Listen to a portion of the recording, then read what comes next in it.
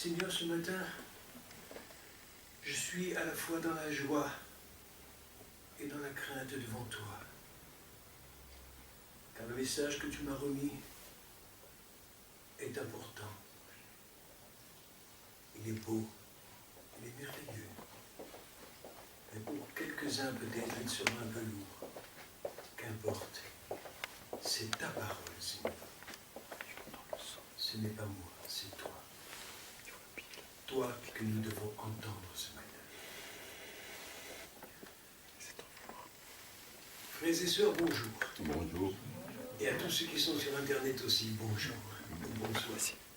Je ne sais pas à quelle heure ils regarderont la vidéo. Le premier verset que j'ai à vous transmettre, en fait, je me le suis fait transmettre moi-même d'abord. Il m'a un peu bouleversé, comme très souvent les paroles de Dieu, parce que quelque temps avant de lire ce verset que le Seigneur me donnait, j'avais strictement la même pensée. Et quand j'ai lu ce verset, j'avais l'impression que le Seigneur avait recopié ce que j'avais pensé. Jean 12, 49. Car je n'ai point parlé de moi-même, mais le Père qui m'a envoyé m'a prescrit lui-même ce que je dois annoncer, dire et annoncer. Et c'est vrai. En toute sincérité, je peux vous le dire, ce n'est pas moi qui vais vous parler, c'est bien lui. Parce que le message, chaque fois qu'il me donne un message, que ce soit un mercredi soir ou un dimanche matin, ou en plein milieu de semaine, avec des contacts personnels autour de moi, ça me bouleverse toujours, ça me fait un petit froid dans le dos quelquefois. Parce que je me dis, mais Seigneur, et toi qui peux dire ces choses-là, moi ça ne me viendrait pas à l'idée d'oser apporter ces choses de cette façon. Mais le Seigneur sait ce qu'il fait. Et comme je suis convaincu toujours qu'il connaît chacun de nous tous, il nous connaît personnellement. Et il sait pertinemment à qui il s'adresse. Et il connaît les cœurs. Il les a préparés d'avance. Comme il a préparé le mien, il a préparé le tien aussi à recevoir son message. Le deuxième verset, c'est Jean 14, verset 26.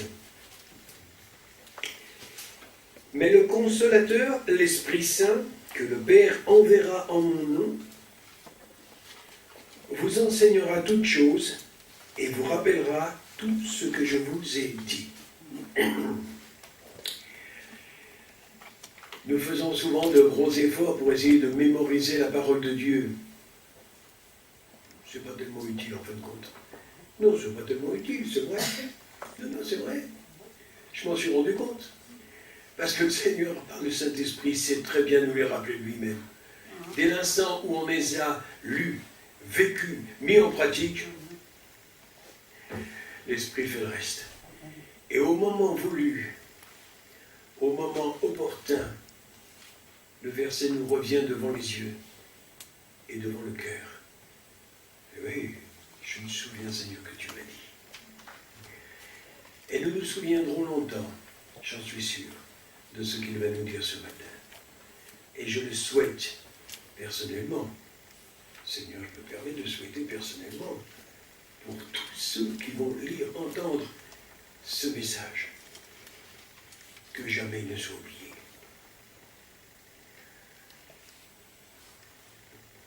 Jean 16, verset 13,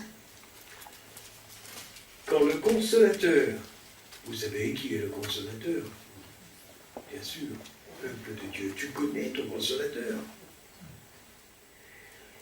Quand il sera venu, et il est venu, l'Esprit de vérité, il vous conduira dans toute la vérité, car il ne parlera pas de lui-même, mais il dira tout ce qu'il aura entendu. Et il vous annoncera les choses à venir. Les choses à venir, pas seulement pour le monde, pour la France, pour Colmar, mais pour chacun de nous.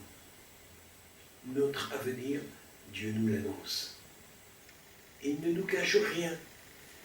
Nous sommes ses enfants, nous sommes ses serviteurs. Il ne nous cache rien. Ensuite, et vous verrez le lien entre tous ces versets dans ce que le Seigneur m'a redit. Éphésiens 6, 18. Faites, faisons, en tout temps.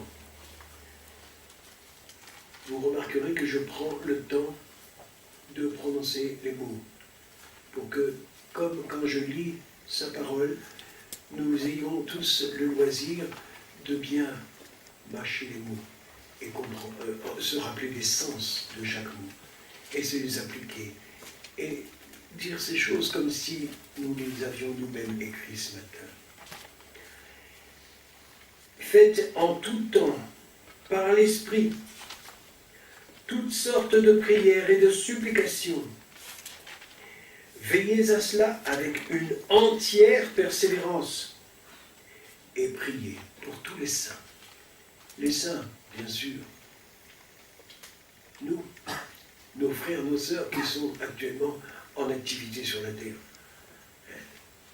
Okay. Et Philippiens 4, 7, j'ai pris ce verset-là comme une conséquence du premier. La conséquence du premier verset, Éphésiens 6, 18. Notez bien ça. Et la paix de Dieu, qui surpasse toute intelligence, scientifique, littéraire et autre, tout ça passe au-dessus, gardera vos cœurs et vos pensées en Jésus-Christ. Vos cœurs et vos pensées en Jésus-Christ. La parole est d'une puissance extraordinaire et d'une pertinence incroyable. Et il y a des siècles et des siècles et des siècles que c'est écrit. Mais c'est écrit pour nous ici, aujourd'hui. Jean 14, 27, Jésus nous dit, et il nous le répète encore aujourd'hui, il se répète encore plus que moi. C'est vrai. Je vous laisse la paix, je vous donne ma paix, je ne vous la donne pas comme le monde donne. Que votre cœur ne se trouble pas et ne s'alarme pas. Merci Seigneur pour ces paroles. Merci pour ce qu'elles comportent et pour les conséquences qu'elles vont avoir dans nos vies, même si nous avons de longues années de conversion. Il ne faut pas croire. Il y a des jeunes qui vont nous dépasser. Il y en a déjà qui ont commencé. Alors, en guise de commentaire, si on peut appeler ça comme ça, voici ce que j'ai. Qu'allons-nous apporter aux familles et aux amis des victimes des attentats?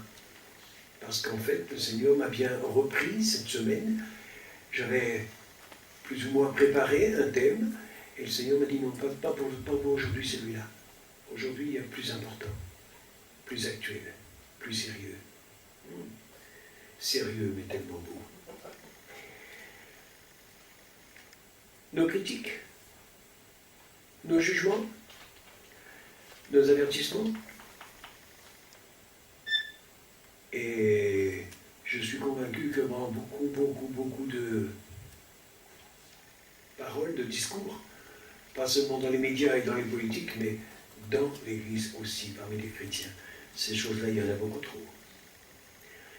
Des critiques, c'est facile à faire. Les jugements, c'est encore plus facile.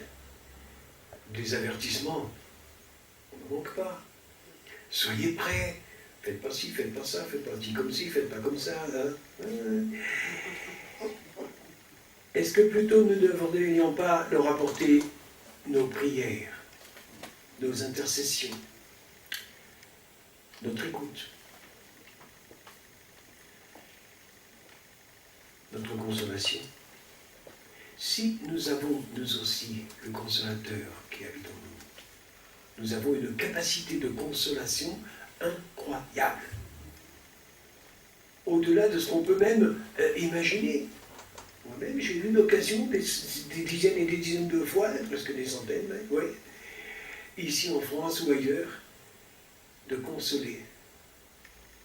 Et à l'instant présent, justement, je vous le dis, j'ai en mémoire un cas précis. Une brave femme qui venait de perdre un de ses enfants, à près de 2000 km d'ici, en Roumanie. Et quand je suis arrivé dans cette maison, je ne savais rien. Je ne savais rien de ce qui s'était passé. Je ne parlais pas sa langue, elle ne parlait pas la mienne. C'est pas très confortable au premier abord. Et pourtant, avec la parole de Dieu, nous avons échangé. Parce que elle m'a accueilli d'une façon merveilleuse. Ils m'ont accueilli, elle et lui. Et quand je suis allé me coucher, dans la chambre qu'il m'avait préparée, toute chaude, toute duvet, j'entendais de l'autre côté, dans la cuisine, des pleurs. Des pleurs. C'était horrible. Je me suis dit, qu'est-ce qui se passe? Qu'est-ce qui se passe-t-il? Quand je me suis relevé, j'ai été voir pour me documenter. Et je les ai trouvés au pied de leur lit qui était dans la cuisine. Là-bas dans le pays, ça se fait souvent. À genoux, au pied de leur lit, avec la Bible en face d'eux, à pleurer et à prier. Alors je me suis installé à côté d'eux et j'ai continué, moi aussi, à prier avec eux, à pleurer avec eux. Pleurer avec ceux qui pleurent. C'est le Seigneur qui nous l'a demandé.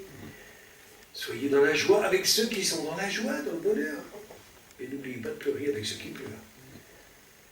C'est pas très confortable, c'est pas pratique, c'est pas agréable, pas toujours, mais ça le devient quand on le met en pratique.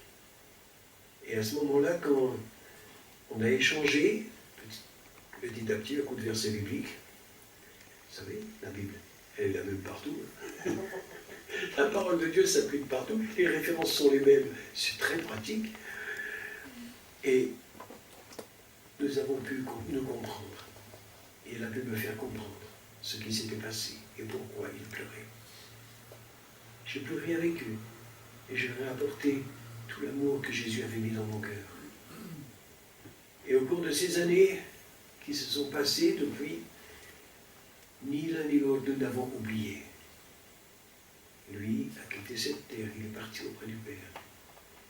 Elle, je suppose qu'elle est encore là, je n'ai plus de nouvelles depuis un bon bout de temps, mais aucun n'a oublié cet instant.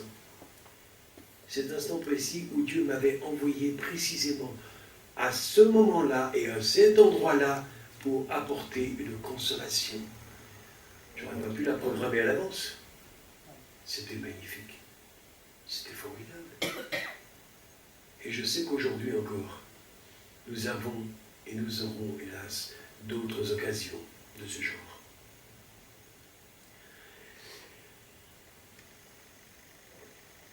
Quelle consolation peut-on apporter dans de telles situations où les mots manquent, où l'incompréhension règne? C'est vrai que j'ai eu, moi aussi, plusieurs fois, pas seulement dans ce cas-là, mais dans d'autres cas encore, et je l'aurai encore, l'occasion de me trouver confronté avec cette situation difficile d'un deuil. Et dans ces cas-là, qu'est-ce qu'on a à dire? Rien. On est muet. On est complètement muet parce qu'on ne sait pas quoi dire. On ne sait pas si on va apporter une parole de consolation ou peut-être une parole maladroite qui va blesser. Donc on préfère garder le silence. Et on le garde. Mais notre seule présence, un sourire, une main prise, c'est plus efficace et plus parlant encore. La simple présence souvent réconforte plus qu'on ne le croit. Beaucoup plus. Parce que c'est Dieu qui le fait. Parce que c'est pas moi, c'est pas nous, c'est pas toi, c'est lui. C'est lui qui, à travers nous, fait un miracle. Or, on parle beaucoup de miracles dans nos églises aujourd'hui, hein. Ouais, beaucoup. Des miracles de guérison, des transformations, mais la conversion elle-même, c'est déjà un miracle. Et la consolation, c'en est un aussi, croyez-moi. C'est magnifique. Et Dieu fait des miracles extraordinaires au-delà de ce qu'on imagine. Donc laissons l'Esprit de Dieu nous guider et dans le silence plutôt qu'autre chose, que dans des propos maladroits et quelquefois dévastateurs. Apportons l'amour de Dieu et apportons Jésus lui-même.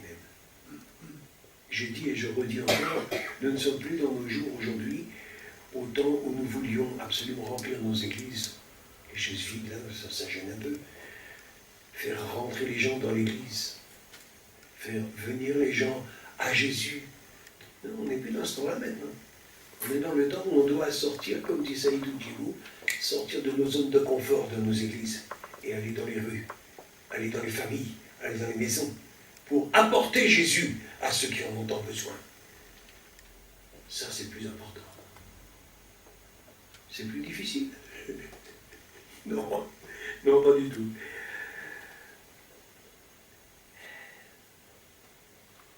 Surtout, apportons Jésus à ceux qui n'ont pas fait encore l'expérience de sa présence. Beaucoup l'ont fait ces derniers temps.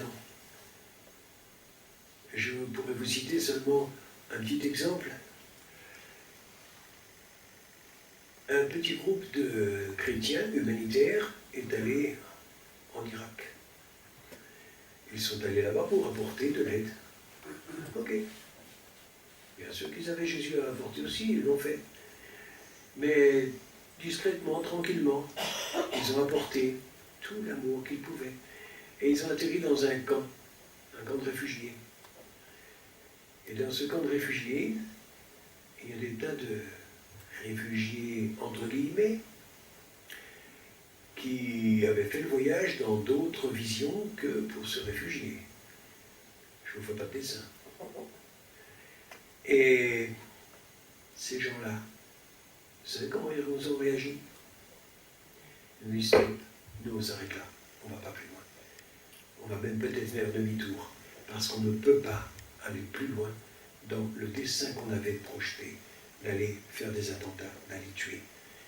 Parce que ceux qui nous ont enseigné sur le christianisme, les chrétiens, l'Église et compagnie, ils nous ont embobinés, ils nous ont raconté des bobards. Nous avons maintenant en face de nous des chrétiens qui nous aiment. Nous avons une image de Dieu lui-même. Et ils se sont tous convertis et ils sont partis. Vous voyez que le Saint-Esprit peut faire au-delà de ce que nous voulons faire. Nous, on a des tas de projets. On se dit, moi, je vais faire ci, je vais faire ça. Je vais faire comme ci, je vais faire comme ça. Combien sont dans l'assemblée où j'étais à l'époque, on dit, on vient avec toi en Roumanie, on va évangéliser là-bas. Je dis, asseyez-vous, c'est pas la peine, bougez pas de là. C'est déjà fait. C'est déjà fait, des églises en surnombre là-bas, il y en a plein. Des chrétiens, il y a un peuple énorme dans ce pays. Je dis, quand vous arrivez là-bas, vous allez vous faire vous-même évangéliser, parce qu'on va vous rappeler ce qu'est la mise en pratique de l'évangile au quotidien. Oh, je l'ai vu de mes yeux. Ça fait tout drôle. C'est magnifique, mais ça fait tout drôle quand même. Hein. Mais attends, mais je suis venu là pour quoi? Pour donner ou pour recevoir? Et Dieu à la fois. Et bien souvent, j'ai reçu beaucoup plus que je pouvais donner. Sachons parler pour apporter ce que Dieu nous remet. Ou bien taisons-nous. Aimons seulement. Aimer, c'est déjà tout un discours. Le témoignage lui-même, vécu, c'est déjà une bonne part de l'évangélisation. Et je ne doute pas que Franck Alexandre et bien d'autres vous en parleront aussi, bien mieux que moi encore. Un jour peut-être, nous serons encore confrontés à ces situations. Et j'aimerais plutôt le silence et l'amour pour apporter la paix. Et quand je parlais tout à l'heure de prière, de la supplication, je n'ai pas pu m'empêcher de penser à ces petites affichettes qui ont été collées un peu partout, aussi bien sur l'Internet que sur les lieux des attentats. Priez pour Paris, priez pour la France, priez pour ces... Attention, attention. Qui a collé cette affiche? Si c'est nos frères et nos sœurs, ok. Si c'est les autres, si c'est les médias et compagnie ou d'autres qui ont voulu faire du spectacle, méfiez-vous. À qui adressez-vous vos paroles, vos prières? qui vont-ils adresser leurs prières?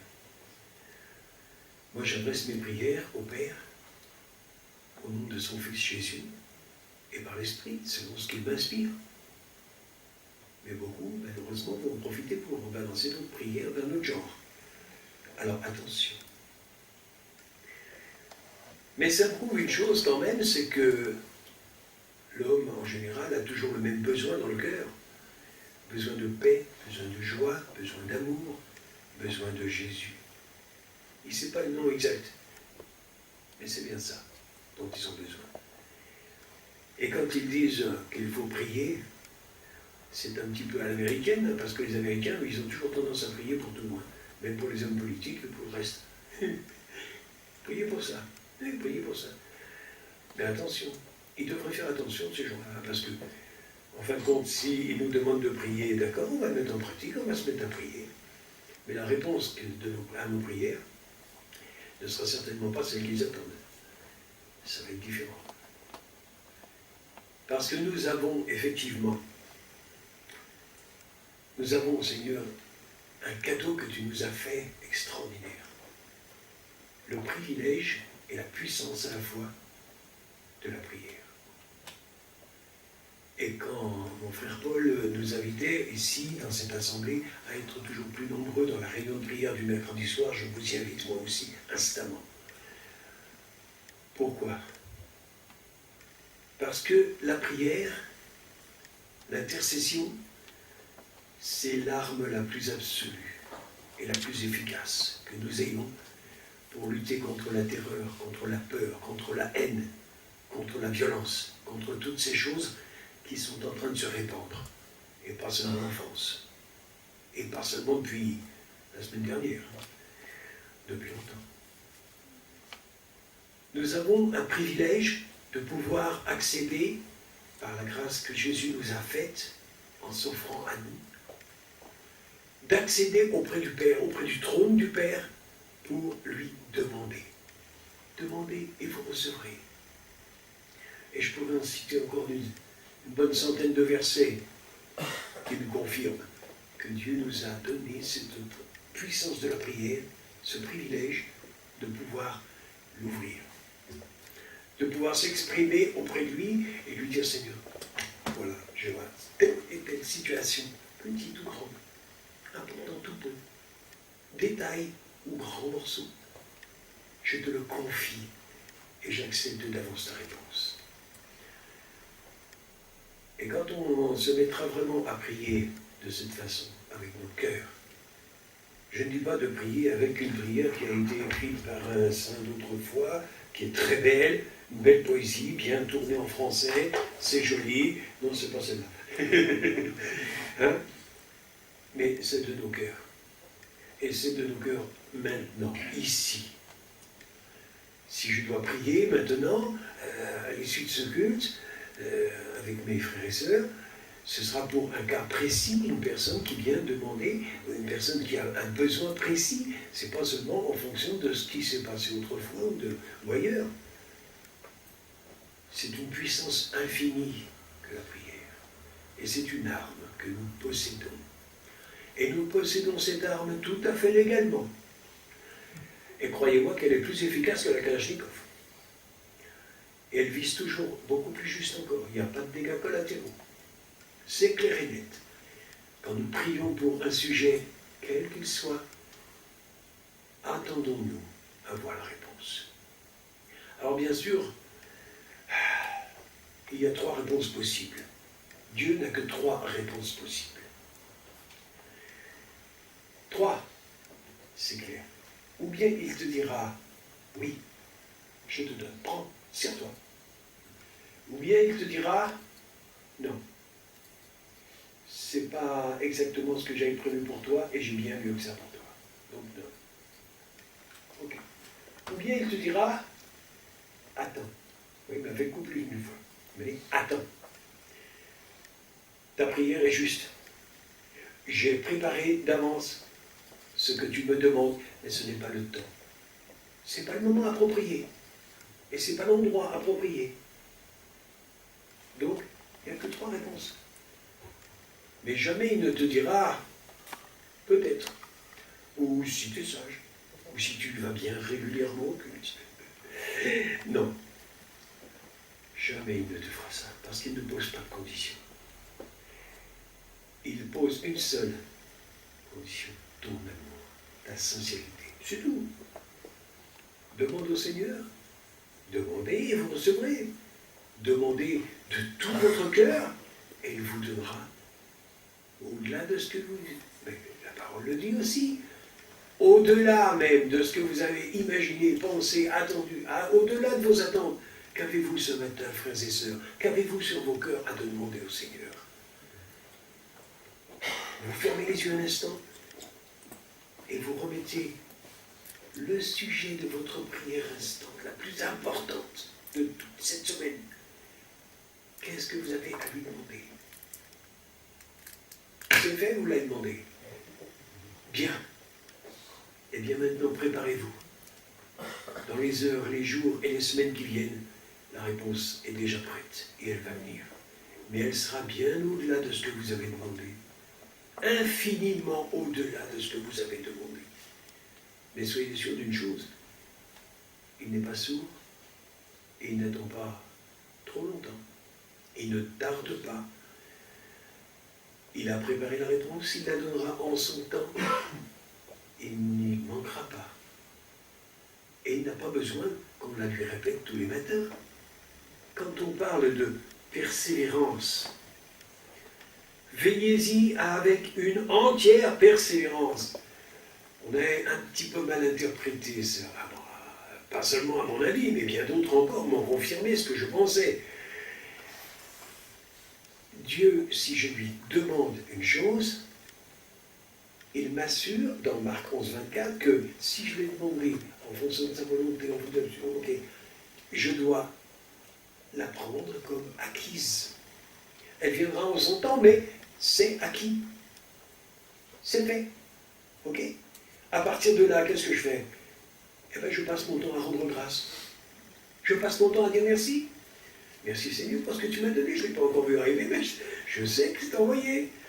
Tu as envoyé le colis, tu as timbré, tu as posté, tu l'as mis dans le camion, c'est bon. Ça arrivera en son temps. Ah, s'il y a une grève, ça arrivera plus tard, ça c'est pas grave. Mais ça arrivera, ça j'en suis sûr. Et merci Seigneur. Et croyez-moi, le jour où vous allez recevoir le colis, vous allez péter la joie, mais alors, comme jamais dans votre vie. Vous allez voir l'exaucement. Alors, vous attendiez un petit paquet, une petite enveloppe, et vous voyez arriver un camion plein. Une réponse au-delà de ce qu'on imagine. Ce qui nous prouve que nous avons effectivement une arme redoutable, la prière. Une arme redoutable qui peut déclencher des choses au-delà de ce qu'on imagine. C'est pourquoi moi je dis souvent, et je l'ai encore dit mercredi dernier, à la réunion de prière, j'ai dit Seigneur, ce que je te demande maintenant, je sais que c'est complètement insensé à vue humaine, énorme, fantastique, mais sans aucun orgueil, aucune prétention, je te le demande, Seigneur, et je te donne réponse. Je sais qu'elle vient. Alors si je demande au Seigneur cette semaine de doubler l'effectif de notre Église pour la semaine prochaine et la semaine suivante, vous croyez qu'il va le faire? Moi je ne crois pas, je le sais. J'en suis convaincu. Et si le Saint-Esprit me pousse à vous dire ça ce matin de cette façon, c'est qu'il sait ce qu'il fait. Et il le fait bien. Il le fait toujours très bien. Et si je demande au Seigneur ce matin un réveil pour l'Église de France, je ne le ferai pas. Non, je ne lui demande pas. Je ne lui demande pas parce que j'ai déjà entendu le réveil sonner depuis longtemps. Donc la première chose que j'ai faite, c'est de me lever. Alors, frères et sœurs, levons-nous. Soyons bien debout, en pleine forme. Chargeons nos batteries. Parce que nous avons un combat qui s'est préparé, qui est en cours. Une guerre, comme dit le ministre, c'en est une, et c'est pas celle qui croit. Parce que nous ne combattons pas de la même façon, et surtout pas avec les mêmes armes, heureusement. Non, parce que, croyez-moi, eux, ils ont eu le paquet dans les finances, ils en ont fabriqué beaucoup. Le résultat ne sera pas celui qui croit. Pas du tout. Mais par contre, nous avons, nous, notre arme parfaite, la prière, l'intercession, individuelle, collective. Nous pouvons prier chacun dans notre maison. Nous pouvons prier ensemble, en couple à la maison, en famille. Ok. Mais on peut prier aussi seul dans le fond de son lit. Et je vous dis franchement, depuis quelques temps, j'ai eu un moment de creux avec une bonne, un état grippal, on dira, parce que c'était pas une grippe, d'après le médecin, c'était pas ça, bon, il paraît que c'est pire. Et j'ai manqué beaucoup de sommeil ces derniers temps. Mais le Seigneur, il s'est servi de ça aussi. Il sait tout faire. Et pendant les temps où je ne dormais pas, qu'est-ce que vous croyez que je faisais? Ben, je lisais ou je priais. Et quand je lisais, je me mettais à prier automatiquement, parce que finalement, dès l'instant où le Seigneur te donne une parole, il t'engage à prier en fonction de cette parole. Fou. Il est très bien organisé. Et il nous a donné la puissance de la prière, une faculté énorme. Et ça n'est rien d'intellectuel. On n'a pas besoin d'aller à l'école pour ça. C'est pas dans les universités qu'on apprend ça. C'est sur le terrain. Sur le terrain de la dure réalité d'aujourd'hui, on y apprend l'amour. Quand je suis passé par la Roumanie, j'ai vu des choses que je n'aurais pas voulu voir et que j'espère ne jamais revoir. Mais dans ces moments-là, j'ai appris.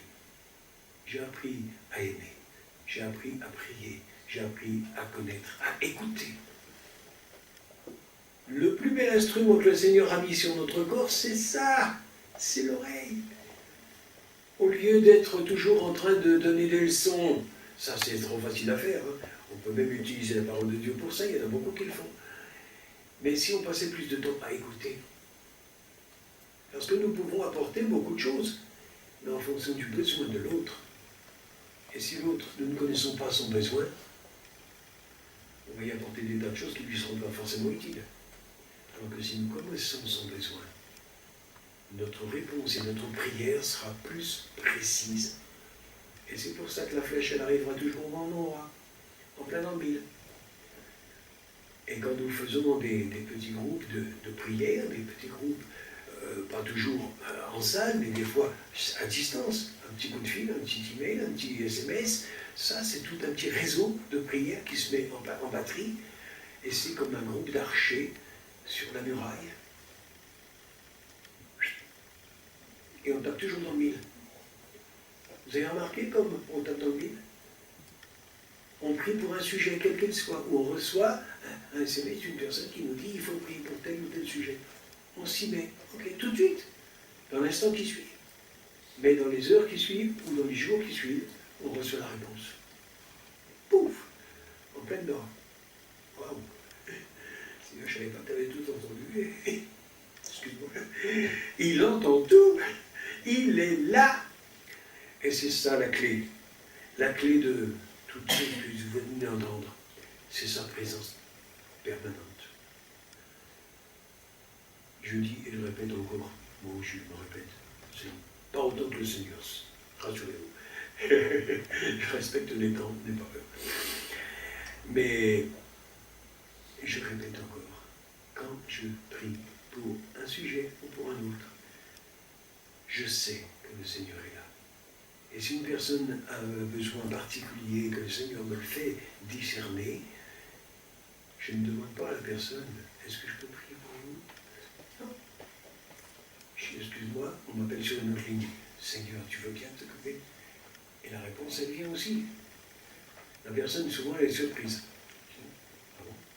Parce que, j'ai dit, il est là. Il est là, il a déjà répondu. Tu crois? Non, j'en suis sûr.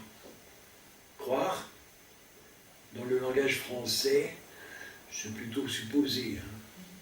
Je crois que j'y crois que ça existe, que ça. Non, moi je ne crois pas. Je sais.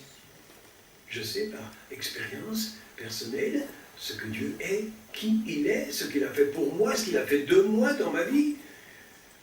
Et si chacun de nous vivons de cette façon, croyez-moi, il y a beaucoup de choses qui vont changer. de choses qui vont changer. Parce que tous nos soucis d'aujourd'hui,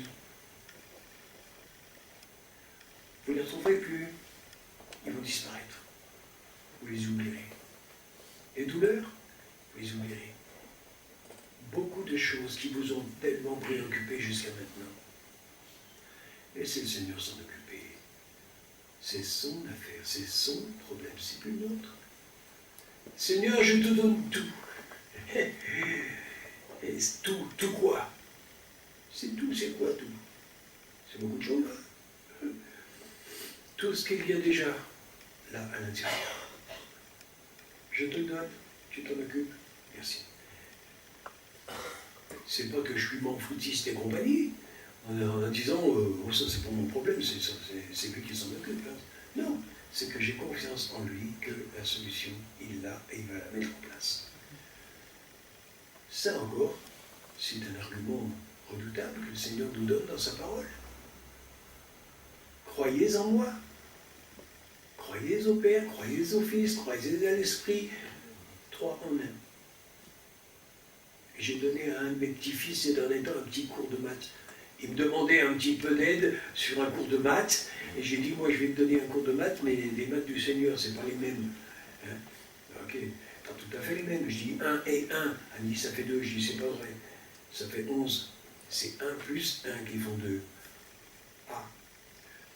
Et je dis ensuite, 1 plus 1, ça fait quoi? Elle me dit, ça fait 3. Je dis, non, ça fait toujours 1.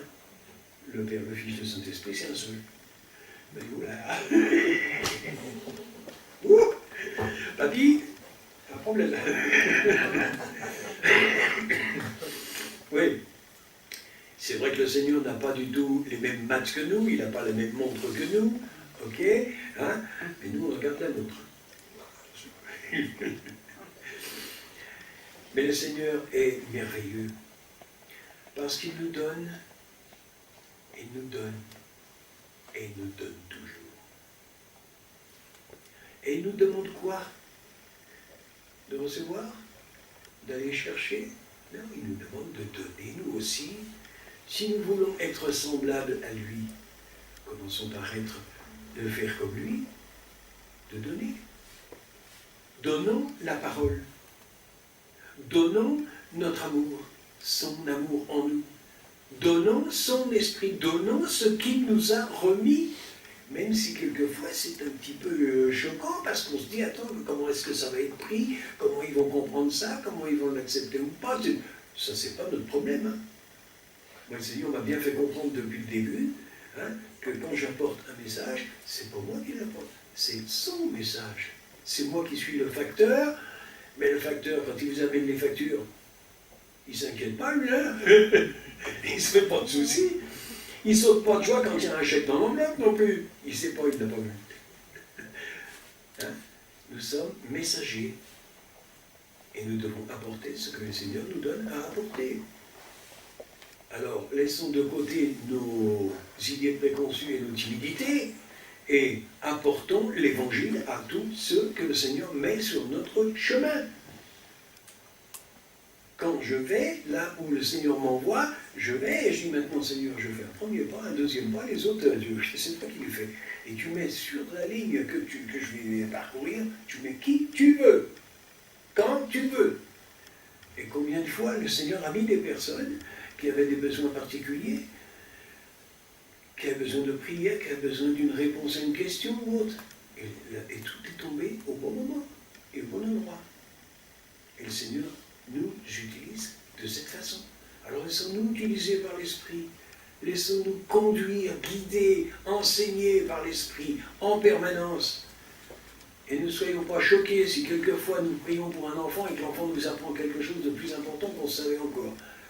Il y a des jeunes qui sont super musclés en ce moment spirituellement, croyez-moi. J'en croise sur mon chemin des fois qui... Je me demande comment je n'ai pas pu être comme ça quand j'avais le rage. Le Seigneur dit, t'inquiète pas pour ça. Pas de souci. Tu es comme tu es. Tu es comme je t'ai fait.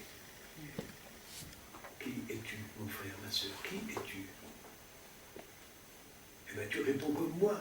Je suis ce que Dieu dit dans sa parole. Et pas autre chose.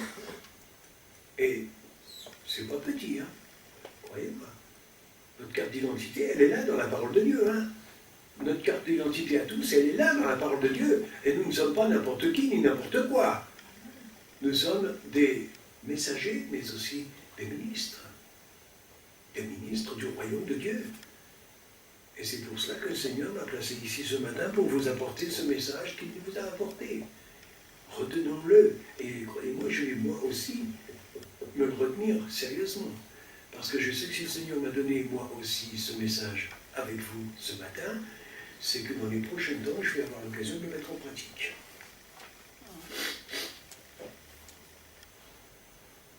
On a tous compris ce que ça veut dire. Il y a du boulot qui nous attend.